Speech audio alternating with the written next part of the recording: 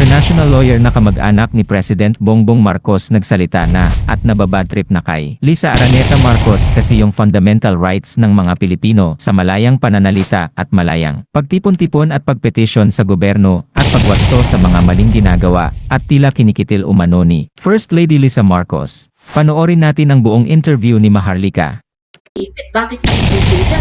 So samantalang mapayapa yung mga protesta halimbawa ng maisog, yung pagkansela nila na nakikita natin ngayon, di ba? Hindi lang nagsimula yan sa Busto, sa Bulacan, hanggang ngayon ginagamit pa rin, no? So merong pattern, may system na nangyayari ng pagkitil at pagkitid ng espasyong demokratiko ngayon sa ating bansa. Nako, magandang hapon sa iyo, Maharlika. And of course, dito sa East Coast, dito sa DC area, ay medyo paggabi na. Siya nga pala, batiin na rin kita ng Happy Memorial Day weekend. Alam mo naman, tayo ay nagpupugay sa ating mga militar. At yan din yung mga pakiusap natin na sa Pilipinas, ay pataasin natin ang respeto ng ating sandatahang lakas. Yes. So, sir, unang-una, gusto kong malaman at ng ating mga manonood ngayon na katulad mo, ako rin ay Marcos supporter, di ba? Gusto ko munang malaman, saan ba kayo sa Pilipinas? Kayo ba ay Bisaya, Ilocano? Alam mo, Marika, Ilocano ko. Ang roots ko is Abra. Ang nanay ko na yumao na ay Sarap, Ilocos Norte, no? Katunayan nga, ang tatay ko nga, kumandidato pang senador yan ni Imelda Marcos in 1993 noong araw, no? So, kaya maalala ko, yung in terms of connection, nung mga bata pa kami, pag pumunta kami sa San Juan, buhay pa si Lola Sepa, no? Nagmamano kami kasi dinadala kami ng nanay ko doon, no? Hindi, bakit? Kamag-anak nyo ba, mga Marcos? Well, mother side, yes. Mother side, yes. Oo. Of course, alam naman natin na nandyan yan sa Sarap, Ilocos Norte. Nandyan lahat ng mga organikong mga kamag-anak ng mga Edralin, ng mga Marcoses. So kayo po ay nag-aral ng abugasya sa Pilipinas bago kayo napadpad sa Amerika, tama? Oo, tapos ako sa Ateneo, batch 84 ako. At 1985 naman nung pumasa ako ng bar exams at dahil nga yung aking mission and vision, yung pangarap ko ay makatulong, no, sa mga batayang sektor sa Pilipinas katulad ng mga rural, urban poor, indigenous communities, peasant and farmers, subsistence fishermen. Nagtatag ako ng tinatawag nating SALAG. Yan yung Structural Alternative Legal Assistance for Grassroots. So pag hindi ba sa Tagalog, pag mabilisan yung pagbigkas mo salag, yung salag, sasalagin mo? Panangga, di ba? Panangga, pero pag yung sa, hindi ko alam kung Bisaya yung salag, parang it's a nest, yung mabagal. So, salag. In other words, yung konsepto namin dito, Maharlika, is alternative lawyering, na kung saan ay tinitignan namin na hindi dapat monopolya ng mga abogado o mga nag-aral ng batas, ang batas itself. So dapat yan i-share para i-strengthen natin ang mamamayan, lalo na yung mga basic sectors, kasi pwede naman nilang pag-aralan ang paggawa halimbawa ng mga salaysay or kahit na yung basic human rights orientation. Kaya alam mo, nabigla nga ako dahil, alam mo, Maharlika, nung araw, madalas kami sa mga iba't ibang probinsya, no? Doon ko nga natutunan yung mas malalim na kasaysayan ng Pilipinas. Alam mo kung kanino? Sa isang magsasaka na hindi nakapag-aral. So, wag natin maliitin din yung ating batayang sektor. Pero anyway, yun ang mission namin all over the Philippines. Until, dahil nga, alam mo naman, bilang abogado, we defend people regardless of political creed, political belief, sexual orientation. So, naging abogado naman ako ng mga peasants, ng mga farmers. Ito nga yung Mendiola Massacre na nangyari, na kung saan ay nanganib ang buhay ko. Napadpad ako sa Europa, napunta ako sa Amerika, na kung saan ay nabigyan ako ng waiver or asylum dito sa Amerika way back. At bilang scholar, no? Nabigyan ako ng scholarship sa Ivy League School, Ivy League University, sa Columbia University, kasi mahal yan, hindi ko naman kaya mag-aral. Magastos yan. No? So, yun yung background. Sir, so kayo ay lawyer nung mga farmers ng mga biktima sa Mindiola Massacre. Oo, kasi yan yung civil case.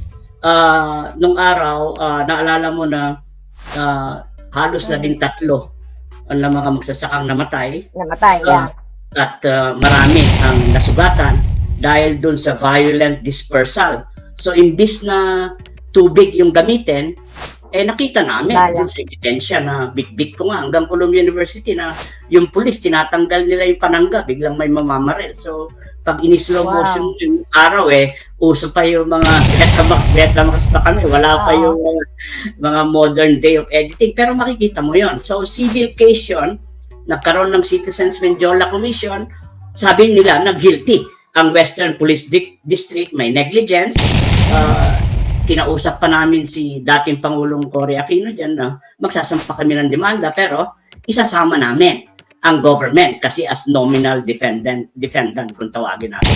So, naisama yun, pero alam mo, nung final yun, nung araw, 4 million pesos lang na danyos ang hinihingi natin doon, Maharlika, no, sa buhay sa mga tao. Pag-file mo paalis ako sa UP ka, papunta na ng opisina, hagisan ako ng Molotov bomb, and then nasundan pa ng mga threats, pati na yung parking lot. Naalala ko may time na may nagda-drive sa akin, biglang hihiwalay yung gulong ng kotse ko sa EDSA. So, oh my God. Tuloy-tuloy yung threats, yung magpapadala ng Black Ribbon. So, ito yung panahon, Maharlika, na almost 7 human rights lawyer ang pinapatay. Flag, Mabini, of course, nakasama ako doon, no? Bilang human rights lawyer. So, mahirap, no? Mahirap talagang magtaya ng buhay, lalong-lalo na kung ang iyong mission ay tumulong. Kasi hindi yun ganun kasimple na maintindihan ng military o kapulisan, no? So, nung araw na yun. Pero ang point doon is, bakit ka kailangan i-place in danger samantalang ginagawa mo lang yung trabaho mo? At ginagawa mo yung tama para sa Pilipino. Kaya nga ako napadpad. Nagpunta ako sa Europa, nag-aral ulit ako sa France ng Summer on International Law and Human Rights para magpalamig, pero patuloy pa rin yung threats. So, Sir, dun, yes. Gusto kong pag-usapan yung threats, ano? So, during Cory time ito, alright? So, from that threat sa'yo na hinahagisan ka, ng mga molotov kung ano at pagbabanta sa iyong buhay. So, napadpad ka una sa Europa. Nag-aaral ako bilang presidente ng SALAG, Structural Legal Assistance for Grassroots. Nakakuha ko ng parang grant na mag-aral sa International Institute on Human Rights, no? Hindi ko naman kaya yan. And then later, wala akong financial nakakayahan Ang asylum visa, sino nagbigay sa'yo? Anong bansa? Sa Amerika na yan. Kasi dumating ako dito as J1 waiver. Yung J1 ka, exchange scholar ka. So yes, oo. So, ang sabi ko, ayoko lang maging cultural exchange student. Gusto ko mag-aral. Kaya nagtapos ako ng Masters in International Affairs ng aking specialization, Maharlika, ay International Law and Human Rights, no? So, yun naman. And then, of course, nag-bar exams na ako sa New York. Sir, gusto ko kasi maintindihan ng taong bayan, ano? Dahil may maraming mga natatakot din, nakakilala na itong kasalukuyang gobyerno ang Marcos administration. Gusto kong i-highlight yung asylum. Kasi hindi ka naman bibigyan ng asylum visa ng mga bansa na a-applyan mo kung wala kang maipapakitang pruweba na delikado ang buhay mo sa bansang pinanggalingan mo. Tama, sir? Tama. Halimbawa sa akin, technically, binigyan ako na hindi ako kailangan bumalik ng 2 years under J1 on the ground of political persecution. So, kung ilalagay mo yun sa asylum, kung ang buhay mo ay nagagamit, ay nanganganib sa kamay ng state actors. Pag sinabi kong state actors, iyan yung pwedeng executive branch, or yung military, or yung kapulisan, o pwede rin yung non-state actors. Halimbawa, New People's Army, CPP, NPA, NDF, yung coalition nila na tinethreaten yung buhay mo, pwede kang mag-file ng asylum. Ngayon nga, itong more than 35 years na akong immigration lawyer at anti-discrimination, Maharlika, ang bulk lang ng kliyente ko, matindi. Kasi sa Latin America halos karamihan ay pinapatay ng mga gangs, ng mga drug cartels, ng mga tinatawag natin biktima ng domestic violence. Kaya nga ito hindi ko maintindihan sa usapin na lang ng drug cartels, no? Bakit tayo lang ang iniimbestigahan na ini-enforce mo yung drug policy mo na purely internal? Bakit tayo lang ang iniimbestigahan ng ICC? Samantalang daan-daan libo ang namamatay sa drug war ng Amerika sa Latin American countries for 3 decades. We are talking of billions, even trillions of dollars spent na mismong United Nations, Maharlika, ay umamin na hindi epektibo yung kanilang polisiya ng prohibition. Yung prohibition is yung tinatarget mong diretso yung mga manufacturers and dealers. So, yun ang mabigat doon. Kaya, pag kinukumpara ko yan sa Pilipinas, anong nangyari dito na yung pinalawak nila yung definition ng crime against humanity na mismong yung domestic law enforcement ng drug na bukas naman ang hukuman natin, nagpa-function normally, bigla mong papasukin ng isang institusyon na mismong si President Bush at mismong si President Clinton ay hindi nire-respeto yung ICC. So, yun. Dahil walang accountability, Maharlika. Sila lang. So, definitely yung nangyayari po ngayon sa Pilipinas na gustong panghimasukan ng ICC at gusto nilang litisin o damputin ang Pangulong Duterte, ang behind niyan ay itong kasalukuyang administrasyon. We'll talk more about that. Gusto ko munang later, but gusto ko munang malaman ng taong bayan na kayo talaga since birth ay Marcos supporter? Hindi naman. Kasi alam mo, nag-evolve ang aking political beliefs, no? Nagsimula ako bilang Marcos supporter, alam mo, nung elementary, nung araw, idolo ko si Ferdinand Marcos Sr. Naku, pag nagtalumpati yan, i-memorize ko lahat ng talumpati niya. Kabisote ako eh. Maharlika. So, dahil nananaginip ako eh, na maging presidente, grade 6 pa lang ako. Of course, panaginip yan. Libre naman managinip eh. That's true. Anyway, and then of course, nung na-involve ako sa human rights, nag-shift ako, no? Dahil ang konteksto ko, bakit kumikitid ang democratic space? Nakatulad na naman ngayon. Bakit ganon? Kumikitid. So, batay sa prinsipyo niyan, bakit yung fundamental rights natin na sa isang malayang pananalita, mapayapang pagtitipon, at yung karapatan natin magpetisyon sa gobyerno sa pagwasto ng mga hinaing. So bakit yan naiipit? Bakit nakikitil yan? So samantalang mapayapa yung mga protesta halimbawa ng maisog, yung pagkansela nila na nakikita natin ngayon, di ba? Hindi lang nagsimula yan sa Busto, sa Bulacan. Hanggang ngayon, ginagamit pa rin, no? So, merong pattern, may system na nangyayari ng pagkitil at pagkitid ng espasyong demokratiko ngayon sa ating bansa na hindi yan indikasyon ng demokrasya, indikasyon yan yung authoritarian rule. Maharlika, alam natin yan, no? Oo. Kaya nga nabigla ako itong kanina na naman, bakit biglang ni-replace at dinismiss itong mga humigit kumulang ilan? 45 police officers? Oo. Samantalang alam naman natin na ang operational control at supervision ng mga pulis ay nandoon sa mayor. So bagamat overall ang PNP kasi nasa ilalim yan ng DILG. So makikita mo yan na merong kumukumpas, merong nagdidikta kasi under the office of the president yan. So bakit gano'n? Samantalang yung bus-by operations na tinutukoy nila, parang sinabi mo na hindi kaya ni Mayor Baste yung mag-enforce ng batas doon. Samantalang ang ganda ng kanyang patakaran. Ang Davao ay isa sa mga pinakamatahimik at accountable na munisipyo at syudad sa buong Pilipinas, no? So, ito, makikita natin ito na bahagi ito ng isang scheme na naman. Scheme, Sir, babalik ako dun sa ina-idolize mo si President Marcos Sr. Then, noong lawyer ka na ba nito, nung nakita mo yung mga human rights violation during his term, kaya nag-shift ka, sabi mo kanina, nag-change ka na.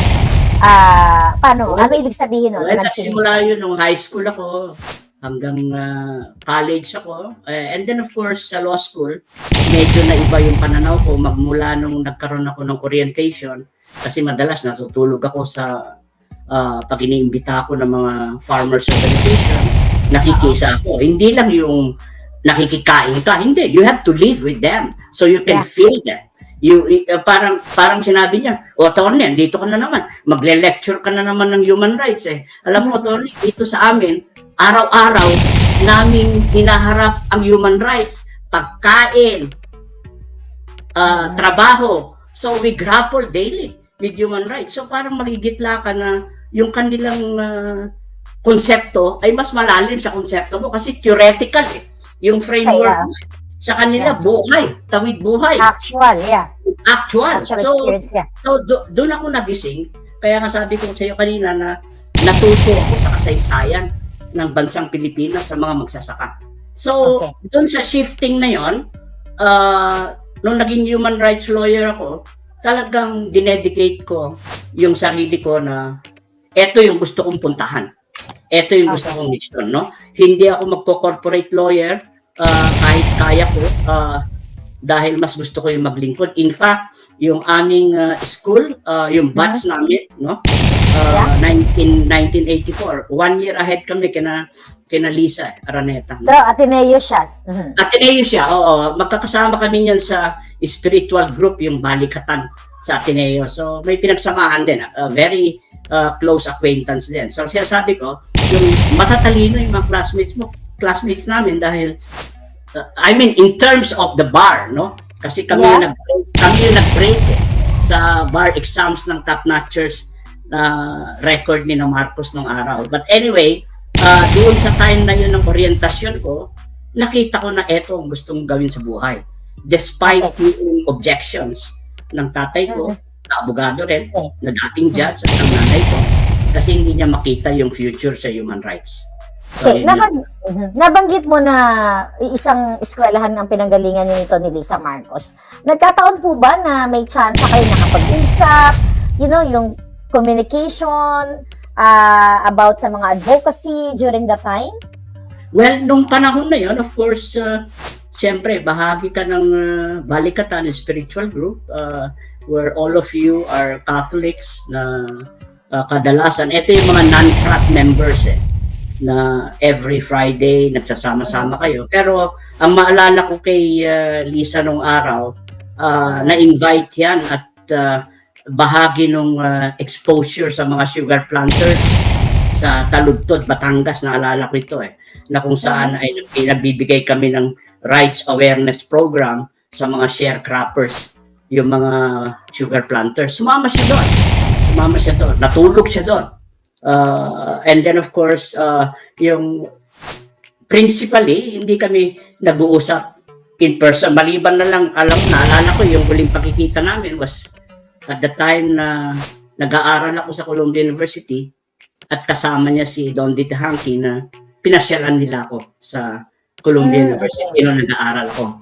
So, of course, matagal na, and then bilang pro bono legal counsel ng Uniteam, na talagang nagbuhos kami ng resources, ng oras para kay Pangulong BBM, tsaka para kay Sara. So, kaya mabigat sa amin itong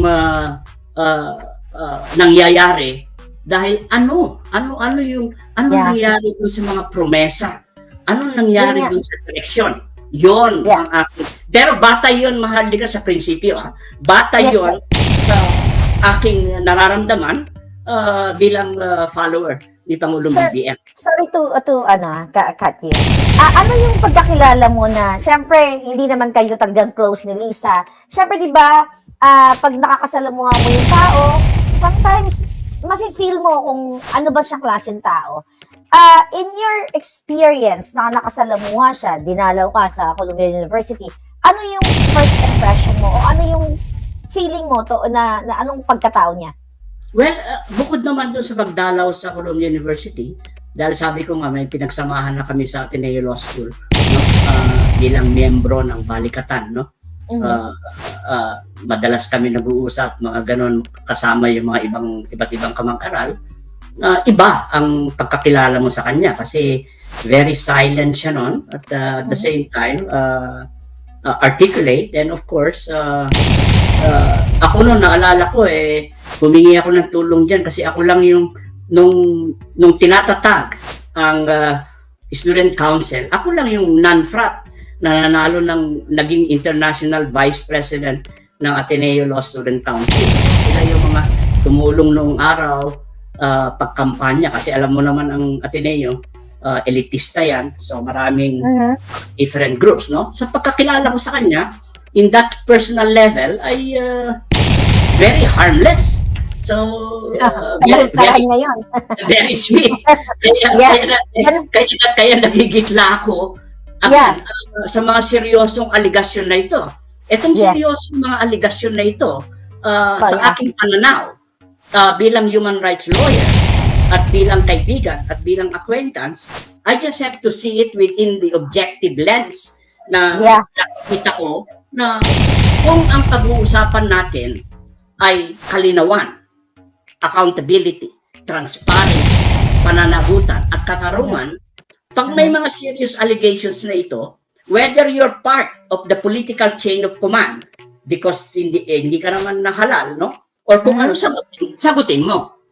Di ba? Yung tayong mga mamamayan, tayo ay may kalayaan sang-ayon sa ating saligang batas, hindi lang sa inherent nature natin bilang mga tao na equal in the image and likeness of God, ay pwede tayong magbigay ng mga konstruktibong kritisismo kahit na ito ay nakakasakit sa damdamin. Kaya ako, kahit sa mga kapatid ko, pag nagkamali ka, kapatid kita, sasabihan kita ng diretsuhan. Hindi po pwede yung blood is thicker than water kasi at the end of the day, ang gusto mo is ma-maintain mo yung family unity. Pero dito kasi, sa ating pamahalaan, hindi mo ma-maintain yung integridad ng leadership mo kung halimbawa may seryosong allegation na ikaw ay gumagamit ng cocaine in violation, Maharlika, ng Comprehensive Dangerous Drugs Act of 2002. Ikaw yung enforcer Ikaw yung nagpapatupad ng batas natin. So, paano yan? No? So, malaki ang implikasyon niyan sa integridad. Again, hindi tayo nagsasabi, no? Pero, hindi ba kaya nga ang pilar ng sambayanan na nakikita ko naman ay objective at fair, mag-voluntary testing. Kung wala, well and good. Basta transparent. Diba? Yayakapin siya ng mga tao. Pero kung meron, ay mag-isip siya kasi ibang usapin na yon. Dahil nakataya yan ang sambayanang Pilipino, nakataya dyan ang institusyon ng presidency.